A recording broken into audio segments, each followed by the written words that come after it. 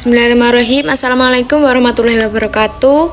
Kami dari kelompok 11, yaitu saya Diva Aristimas Uda dan Mas Rizky Puja, akan mempresentasikan materi sosiologi dakwah, yaitu problem dan tantangan dakwah di masyarakat dan di era demokrasi. Topik pembahasan di materi ini yaitu ada 3. Yang pertama, problem dakwah masyarakat yang akan dijelaskan oleh saya sendiri. Yang kedua yaitu tantangan dakwah masyarakat, dan yang ketiga yaitu tantangan dakwah pada era demokrasi akan dijelaskan oleh Mas Rizky Puja. Langsung saja, yaitu memasuki pembahasan yang pertama, problem dakwah di masyarakat. Dakwah sebagai upaya mengajak dan membimbing masyarakat ke arah yang lebih baik sesuai ajaran agama Islam, seringkali menghadapi berbagai tantangan yang kompleks. Berikut ini beberapa masalah umum yang sering muncul dalam konteks dakwah di masyarakat. Problem yang pertama yaitu kualitas dai. Kualitas seorang dai atau juru dakwah menjadi faktor yang penting. Hal ini meliputi pengetahuan agama yang mendalam, kemampuan komunikasi yang efektif, dan akhlak yang baik. Iman yang tidak terlalu kuat, waktu yang terbatas, dan materi dakwah yang tidak tuntas juga menjadi penghambat. Dai perlu memiliki keahlian dalam menyampaikan materi, pendekatan dakwah yang tepat, kemampuan membaca situasi audiens, serta kelancaran dalam menyampaikan ayat-ayat Allah. Keluasan ilmu, baik agama maupun umum, diperlukan untuk menghubungkan teori dengan persoalan masyarakat dan memberikan solusi. Problem kedua yakni perbedaan pemikiran dan aliran agama. Masyarakat ini seringkali terdiri dari berbagai kelompok dengan interpretasi dan aliran keagamaan yang berbeda. Seperti contohnya ada aliran Muhammadiyah, NU, LDII, dan lain sebagainya. Perbedaan ini dapat memicu konflik dan perselisihan dan menghambat efektivitas dakwah.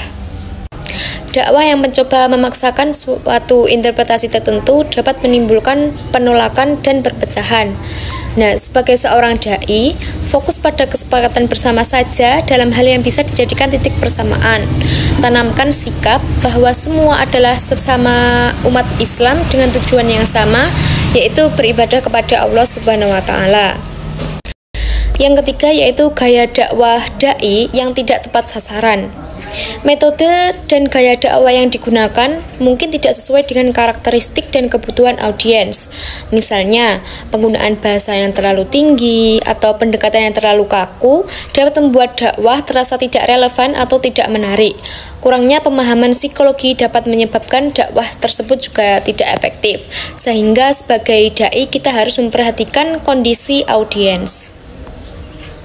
Problem yang keempat yaitu pengaruh budaya dan tradisi lokal. Budaya dan tradisi lokal ini dapat menjadi penghalang dalam dakwah jika bertentangan dengan nilai-nilai agama yang ingin disampaikan. Dakwah yang tidak memperhatikan atau menghargai konteks budaya lokal dapat menimbulkan ketegangan dan penolakan. Nah, sebagai seorang dai ini harus berupaya mengedepankan toleransi dan tenggang rasa, saling memahami tanpa menghakimi, hargai perbedaan dan akomodir perbedaan tersebut. Hindari sikap etnosentrisme. Yang kelima yaitu masalah sosial dan ekonomi. Kemiskinan, ketidakadilan, dan masalah sosial lainnya dapat menjadi faktor penghambat dalam dakwah. Masyarakat yang sedang berjuang untuk memenuhi kebutuhan dasar mungkin kurang tertarik atau tidak memiliki waktu untuk mendengarkan kajian-kajian agama. Nah, dakwah dapat melakukan kegiatan sosial dan program pemberdayaan masyarakat secara nyata. Program ini bisa berupa bantuan ekonomi, sosial, pendidikan, dan dakwah. Dakwah dalam bentuk aksi nyata dan program yang langsung menyentuh kebutuhan masyarakat. Sehingga masyarakat yang tidak memiliki waktu untuk mendengarkan dakwah dapat melakukan dan mendengarkan dakwah. Yang keenam yaitu media dan teknologi. Perkembangan media dan teknologi informasi dapat menjadi pedang bermata dua bagi dakwah. Di suatu sisi, media dapat digunakan untuk menyebarkan pesan-pesan agama secara luas dan cepat, namun di sisi lain media juga dapat digunakan untuk menyebarkan informasi yang salah atau menyesatkan tentang agama, serta mempromosikan nilai-nilai yang bertentangan dengan ajaran agama. Dakwah ini juga harus mampu meningkatkan kemampuan masyarakat dalam memilah dan memilih informasi yang benar dan kredibel. Literasi digital dapat dijadikan solusi untuk penanganan hoaks keagamaan. Yang ketujuh yaitu kurangnya sumber daya dan dukungan. Kegiatan dakwah seringkali terkendala oleh kurangnya sumber daya finansial, tenaga, dan fasilitas. Kurangnya dukungan dari pemerintah, organisasi keagamaan, dan masyarakat juga dapat menghambat efektivitas dakwah. Nah, solusinya bagaimana? Yaitu membangun kerjasama yang baik antar organisasi dakwah, menjalin kemitraan dengan berbagai pihak, termasuk pemerintah, organisasi keagamaan, lembaga masyarakat, dan tokoh masyarakat untuk mendapatkan dukungan sumber daya. Yang kedelapan yaitu sikap skeptis dan apatis. Sebagian masyarakat mungkin memiliki sikap skeptis atau apatis terhadap agama dan dakwah. Hal ini bisa disebabkan oleh pengalaman buruk dengan tokoh agama atau lembaga keagamaan, pengaruh ekonomi, atau kurangnya kepercayaan terhadap agama secara umum. Nah, mengatasi sikap skeptis dan apatis ini membutuhkan pendekatan dakwah yang sabar, persuasif, dan berbasis bukti. Mengajak mat'u untuk mengenali dan memahami masalah mereka sendiri, menumbuhkan keinginan untuk berperan aktif, mencari alternatif pemecahan masalah, dan mempersiapkan mat'u dalam pelaksanaan pemecahan masalah. Sekian presentasi dari saya, akan dilanjutkan oleh teman saya. Assalamualaikum warahmatullahi wabarakatuh. Sebelumnya perkenalkan, nama saya Rizky Puja Kurniawan. Saya dari kelompok 11 yang membahas tentang problem tantangan dakwah di masyarakat dan di era demokrasi. Bersama sahabat saya Diva Arista Mas'udah tadi sudah membahas tentang poin pertama, yaitu tentang problem dakwah masyarakat, dan saya akan melanjutkan poin yang kedua, yaitu tentang tantangan dakwah masyarakat. Perlu kita garis besar yaitu tentang adanya tantangan dakwah di masyarakat. Ini sangat banyak sekali kategori-kategori utama yang akan kita bahas nanti. Yang pertama yaitu ada materialisme. Materialisme itu adalah pandangan hidup yang berfokus pada kepemilikan materi dan kesenangan duniawi sebagai tujuan utama, yaitu masyarakat menjadi kurang peduli terhadap nilai-nilai spiritual dan moral. Dan dakwah yang harus kita lakukan itu harus bisa mampu menawarkan apa yang akan menjadi jalur alternatif, bahkan suatu hal yang relevan dan bisa memuaskan kebutuhan manusia, masyarakat perihal makna dan tujuan kehidupan. Kemudian poin yang kedua yaitu pluralisme dan multikulturalisme, yaitu yang pastinya tidak jauh berbeda perihal keberagaman agama, budaya, dan pandangan hidup dalam suatu masyarakat. Dan dakwah yang harus kita lakukan itu harus bijaksana dan menghindari suatu hal atau sikap eksklusif dan intoleran. Dan pastinya pentingnya beliau itu untuk membangun dialog antar agama dan kerjasama lintas budaya. Yang pastinya pluralisme itu seperti pemahaman yang toleran atau menghargai perbedaan terhadap ideologi, seperti contohnya saling menghargai perbedaan suku, ras dan budaya, atau tradisi atau agama, atau secara langsung bisa menghargai perbedaan dari berbagai pihak.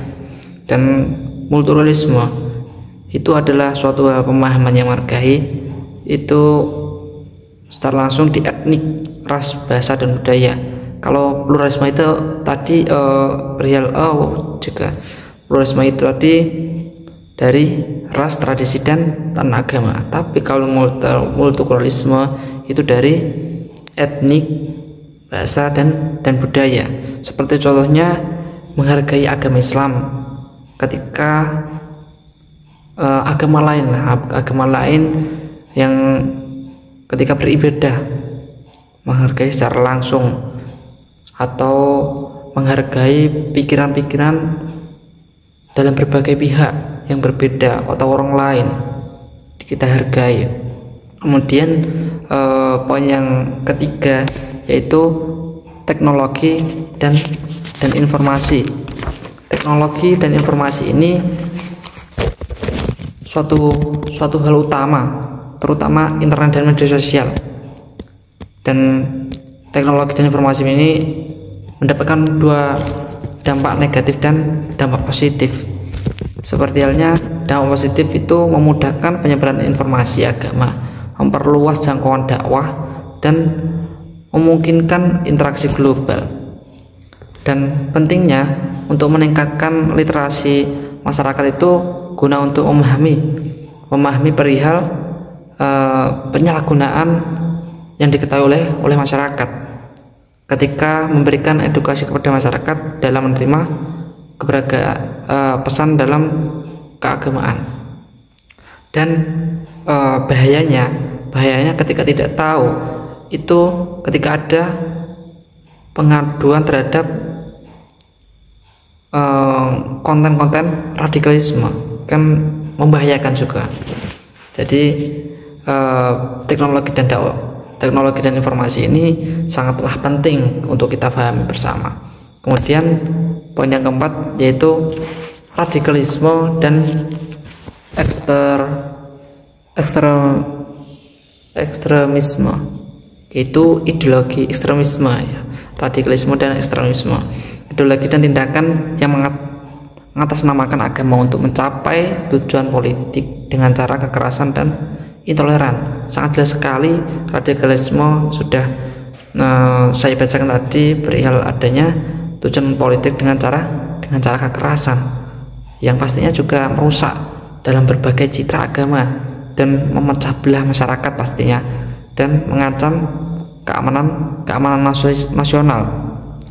Dan menanggapi perihal radikalisme dalam menyikapi suatu hal itu pastinya perbedaan itu dengan cara sebagai memberikan arahan atau pandangan selain adanya kekerasan. Bahayanya atau dampaknya itu yang pastinya juga mengarah kepada keseluruhan perihal merusak pola pikir dan masa depan generasi bangsa. Kemudian menimbulkan banyak kerusakan dalam hal apapun lah, dan lain-lain pastinya. Jadi perihal radikalisme dan ekstremisme ini sangat membahayakan sekali, dan menyikapi suatu hal itu perbedaan itu dengan cara kekerasan yang pastinya untuk memecahkan suatu masalah dan juga untuk mencapai tujuannya, seperti itu. Dan selanjutnya kesenjangan ekonomi, yaitu perbedaan yang mencolok antara kelompok kaya dan miskin dalam masyarakat, memicu kecemburuan sosial, kriminalitas, dan konflik. Dan pastinya dakwah seharusnya menanggapi perihal kesenjangan ekonomi. Dakwah harus bisa memberikan suatu solusi bagi masyarakat, tentunya memberikan pandangan dalam berbagai masalah atau berbagai suatu hal yang berbeda, kemiskinan dan ketidakadilan. Banyak sekali penyebab kesenjangan ekonomi itu, sehingga kebijakan yang tidak pro kontra, tidak sesuai, seperti halnya kesenjangan pertumbuhan penduduk yang lebih tinggi di kelompok ekonomi menengah bawah, seperti itu. Jadi kurangnya akses pelayanan itu pasti, terus perihal kayak adanya tidak adanya kerataan atau kerataan pembangunan, sehingga pendakwah sendiri harus memberikan perihal tujuan bagaimana cara meningkatkan pemahaman, kesadaran, terus kecerdasan dalam bijak, dalam berbuat, dalam siapapun, dengan siapapun, dimanapun, dan melarang dalam hal perbuatan yang munkar atau yang tidak sesuai atau yang jelek pastinya. Kemudian ada krisis identitas dan moral, kehilangan arah. Krisis identitas dan moral itu kehilangan arah dan tujuan hidup, serta merosotnya nilai moral dalam masyarakat, terutama di kalangan generasi muda. Sehingga krisis identitas dan moral ini, identitas sendiri kehilangan keyakinan dalam diri kita, dalam dirinya, sehingga tidak bisa memahami dirinya itu seperti apa, sebagai apa, sulit untuk berinteraksi kepada siapapun. Kemudian perihal moral itu hilangnya sikap. Kalau tadi identitas itu, krisis identitas itu dalam diri kita, kalau krisis moral itu hilangnya sikap kepada siapapun, pastinya karakter kita, perilaku tentang kebaikan kita, sehingga pendakwah bisa mungkin untuk memberikan nilai keyakinan dengan sesuai realitasnya. Kemudian ada faktor internal umat Islam. Faktor internal umat Islam ini yang berasal dalam tubuh umat Islam sendiri, seperti adanya kurang persatuan dan rendahnya kualitas pendidikan, sehingga menyebabkan masalah-masalah yang berasal dari tubuh umat Islam sendiri, sehingga melemahkan posisi umat Islam untuk menghadapi tantangan eksternal. Sebisa mungkin pendakwah juga memberikan arahan ketika dalam kedekatan untuk memahami atau mengenali gejala permasalahan apapun, agar dapat ditangani secara tepat dan efektif, sehingga konsistensi dan keistiqomahan juga umat Islam menjaga ajarannya, sehingga faktor atau yang dirasakan itu seperti halnya penurunannya SDM itu sehingga rendah, dan krisisnya politik. Jadi masalah-masalah itu dalam faktor internal umat Islam itu sangat banyak sekali, dan itu yang pastinya seperti perihal kurang adanya persatuan itu. Selanjutnya poin pembahasan yang ketiga, yaitu tentang dakwah di era demokrasi. Tantangan dakwah di era demokrasi ini menghadirkan dinamika tersendiri bagi kegiatan pendakwah, dan kebebasan berpendapat berserikat yang menjadi ciri utama demokrasi membuka peluang sekaligus tantangan bagi para dai. Dan ada beberapa tantangan utama dakwah di era demokrasi. Yang pertama yaitu perihal kebebasan berpendapat dan informasi yang beragam. Di era demokrasi ini, setiap orang pastinya mempunyai kebebasan untuk menyampaikan pendapat, termasuk pandangan yang berbeda atau bahkan bertentangan dengan ajaran agama Islam, ajaran agama, sehingga menimbulkan kebingungan dalam beragama, keraguan dalam diri, keraguan dalam kalangan masyarakat, terutama bagi mereka yang kurang memiliki pemahaman secara mendalam.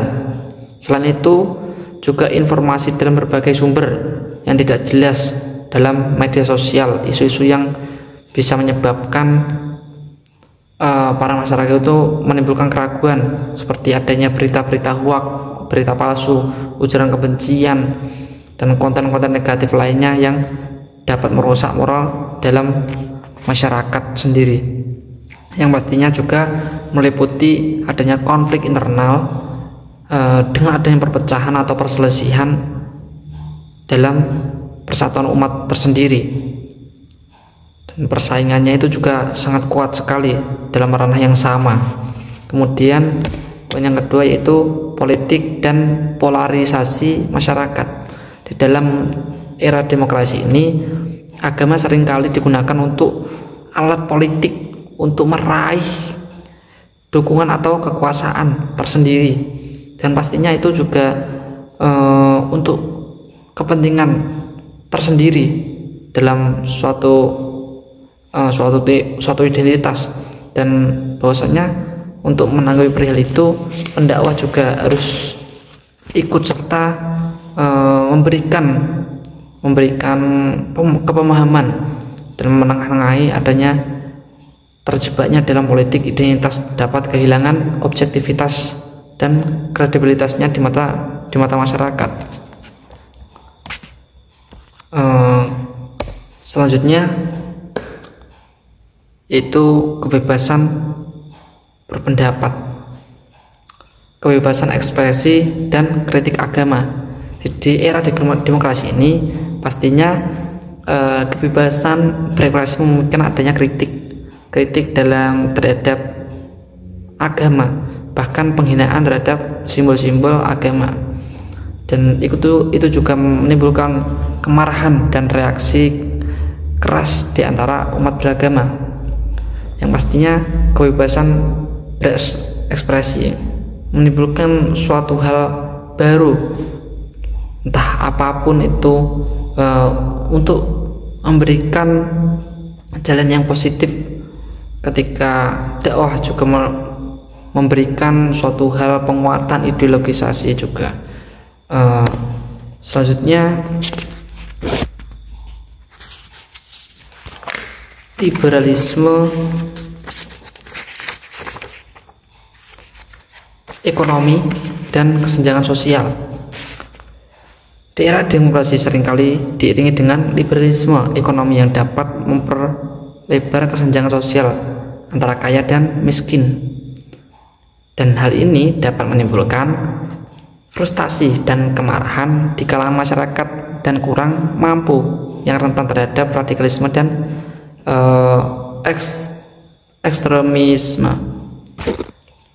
Liberalisme ekonomi ini sistem yang didasarkan adanya gagasan dari individual yang bertindak untuk adanya kepentingan pribadi secara personal, dan itu pastinya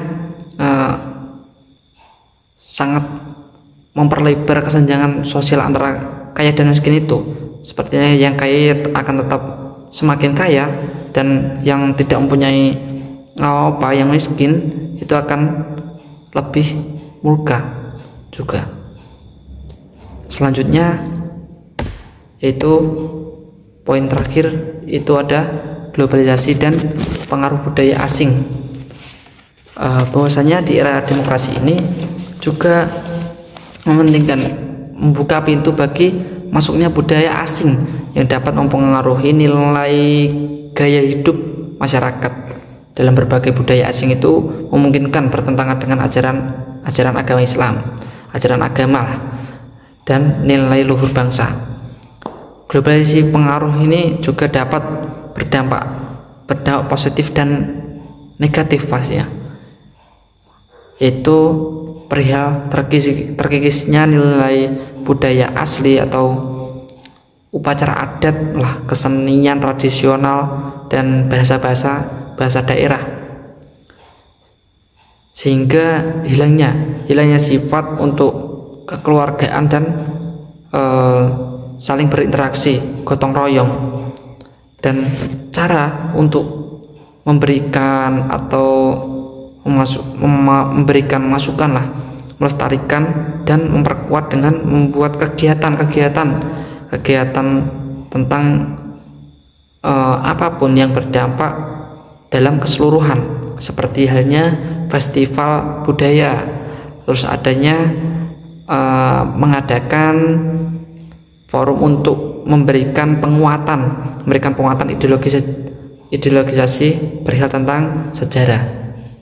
Ya, mungkin ini dari kelompok 11, saya Rizky Puja Kurniawan dan sahabat Diva. Kurang lebihnya saya mohon maaf yang sebesarnya. Wassalamualaikum warahmatullahi wabarakatuh.